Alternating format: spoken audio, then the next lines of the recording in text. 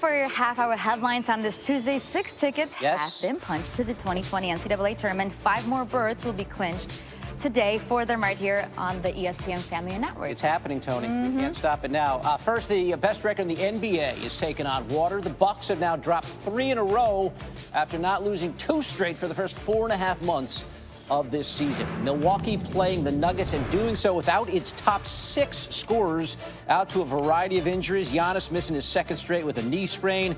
Jamal Murray led Denver with 21. Had this crazy big jam, which was taken back on a questionable charging call. Bucks, who had been on pace for 70 wins, now projected to win 67. To win games, it helps to score points, and the Bucks haven't been doing so of late. This team put up at least 100 in its first 59 games of this season. Over their last 6, they've been held under 100 3 times, and their position as the #1 overall seed is now in jeopardy. At the beginning of the month, the Bucks had a 5.5 game lead on the Lakers for best record. That shrunk to 2.5. The Sports Center, David Lloyd, Antonieta Collins with you. Good news for Tua, potentially good news for Dak Prescott. Adam Schefter here with us. But first, we got Bucks and Nuggets. Things to do in Denver when your roster's dead. You try winning 6 games when your top 6 scorers are out. They are wounded, the Bucks. No Giannis, no Middleton, no Bledsoe. The Nuggets try to feast on the second team. DJ Wilson catches the bottom of the backboard. Jokic grabs the rebound. No one outlets like Nikola Jokic. Paul Millsap wins the jump ball and converts the full court outlet. Nuggets up by 8 at the break. Hey, the counterfeit Bucks hanging in. Down just 6, but the turnover here turns into points on the other end. Jeremy Grant throwing down the alley-oop from Jamal Murray. Grant's head up near the rim. He had 19 in this one. Time winding down in the 3rd. Murray driving, and the huge throwdown over DJ Wilson, unleashing his wrath. The place goes nuts, and then the place goes nuts. They call a charge on Murray. That dunk that didn't count, how did that affect the game? It should have counted. Those are the foul. By law, we now can't include it in top place. Sorry, Jamal. Giannis saying, hey, you extended the arm. But he said it with a smile. He doesn't believe it either. Still a 1-possession game in the 4th. Murray, watch the shake and bake on Wesley Matthews. And knocks down the step-back 3. Fakes Wesley clear off your TV screen. He had 21 points. The Nuggets finally pull away to win by 14. A little over a week ago, the Bucks on pace for 70 wins, now projected to win 67 after this 3-game losing streak. On March 1, the Bucks were 6.5 clear of the Lakers for best record in the NBA. Now that lead is only 2.5, just a game up in the loss column. The Lakers have 3 games in hand on Milwaukee, but after tonight's game with the Nets, LA has a tough 4-game stretch, including the Rockets, Nuggets, and a home and home. Is it possible that we're seeing a more intense side of LeBron, who's taking his game up a gear to get ready for the playoffs, which start April 18th? Yeah, is there another level for LeBron? I mean, I don't know if he has another level. I just think he is who he is. I thought today he did a great job of just being himself and willing those guys to win. And NBA insider Brian Windhorst with us now on SportsCenter. Brian, Giannis out for a couple games, so how can LeBron take advantage of that and make his case for MVP? Well, Sage, don't look now, but the red-hot Lakers are now only 2 games behind the Milwaukee Bucks for the best record in the NBA. And look, Giannis has a compelling statistical argument to win this award. And if the vote was taken today, I think he would win the award. But as LeBron rallies the Lakers to this strong second-half push, if they were able to overtake the Bucks, I think it would dramatically help his case. And by the way, this isn't just for MVP. That potentially could sway home court in the finals, and that's why winning that game was so big. It gave them an opportunity to also go after him in a tiebreaker. So not only LeBron's performance on the court, but the team performance in the standings. Yeah, so again, taking down Giannis and the Bucks this weekend and Kawhi and the Clippers after being 0-3 combined against them this season.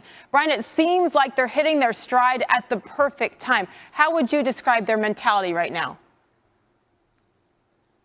Well, as you mentioned, Sage, they just kind of needed to get those wins. They'd been piling up wins on the road, especially, but against some weaker teams. And they had a big win against the Nuggets before the break, a big win against the Bucks right after the break, against the Celtics right after the break, and then that great weekend. And they just needed this taste of victory, especially over the Clippers, who haven't just beaten them on the court, but beaten them in several transactions dated last summer. Now I think their confidence against those teams is very high, and that could have been a preview of the West Finals and the Finals over the weekend. The Lakers passed with flying colors. I think a lot of people would be just fine if that's how it played out. Brian, thank you. Don't go far. We're going to have you come back to talk about how sustainable the Rockets' small ball lineup really is. Regular season. James fouled, counted, and one. Leonard, Paul George goes to the lane and bats it home as Leonard goes inside and throws it down. This is a playoff environment. I love the intensity. Davis, a three-pointer. It's good. Drives, hop step in the paint to Davis for the slam. James drives, layup, count it, and the foul. LeBron James putting on the finishing touches. It's yours. You deserve it, my friend. The Lakers win the Battle of LA yesterday. We go by the numbers, who now improved to 42-0 when they're leading after 3 quarters. That is the 5th longest streak to begin a season in NBA history. Lakers also 24-0 this season when they allow fewer than 105 points. That's the most wins without a loss by any team in the NBA this season. And the Lakers' opponents over the last 2 games, 96 combined wins. And according to Elias, that is the most by any team's opposition over a 2-game win streak since the 1980 Suns, as we bring in our NBA champion, Kendrick Perkins. Part of why and what they did this weekend is why JaVale McGee said, Perk, and I know you know this, that the Lake Show is the best team in the world right now. Do you agree with that assessment? I do agree with JaVale. Listen, when you look at this Lakers team right now, they're winners. They're winners of 10 out of the last 11. And right now, they have the best duo in the league in LeBron James and Anthony Davis. And right now, both of these guys are playing at an MVP level. And when you look at the role players right now for the Lakers, the Avery Bradleys, the Kyle Kuzmas, the Caldwell Popes, the McGee, the Dwight Howards, these guys are being stars in their role. And right now, the Lakers are playing inspiring basketball. They're moving the ball. They're hitting their peak at the right time. And right now, I do agree with JaVale McGee that they are the best team in basketball right now. And for those at home that like to read the tea leaves, the last time that the Lakers beat 2 of the NBA's top 4 teams in consecutive games was in February of '09, and that year they ended up winning the title. Now, Perk, LeBron would be a shoo-in for his 5th MVP if not for the young Bucks. So who's your fave to win and why, LeBron or Giannis? And look, no disrespect to Giannis. Giannis is doing some great things down there in Milwaukee. But if you look at LeBron James, 17 years in, 35 years old, and he's having one of the best seasons of his NBA career. LeBron James, in the 17 seasons, has never averaged a double-double. And right now, he's averaging 25 points, 10 assists, and almost close to 8 rebounds a game. These are MVP numbers. He's at the top of the West in a tough Western Conference, and he's leading the Lakers right now. And to me, he's my favorite for us to win the MVP. You mentioned a stat line, LeBron. Only 5 players have ever averaged 25 points and 10 assists over a full season. That's what he's currently doing right now. Let's talk about the Rockets, though. They're on a 4-game skid. They lose to the Knicks, the Hornets, and they get routed by the Magic, with James Harden saying that he has no clue why things are going so wrong. Answer that for him, K-Perk. Why are things going so wrong? Are you serious, James? The things that's going wrong is you, my brother. And look, James, I love you to death, but this Rocket small ball is built for Russell Westbrook and James Harden to be stars. And when they was doing well, those guys were being stars. And right now, James Harden hasn't been playing up to the MVP level that we know James Harden to do. And in order for this to work, Russell Westbrook and James Harden are going to have to be those guys that come in night in and night out and at least get 30 points a night. Yeah. And James haven't been doing that. Yeah, well, you're not going to get that done when you're shooting 19% from three-point range, right. Which is what James Harden is currently doing. I do have to say this very quickly as we say thank you, K-Perk, and let you go. I have also had lockets with family members on them, but mine were like $7 and came from Claire's. I imagine that is a very expensive locket around your neck.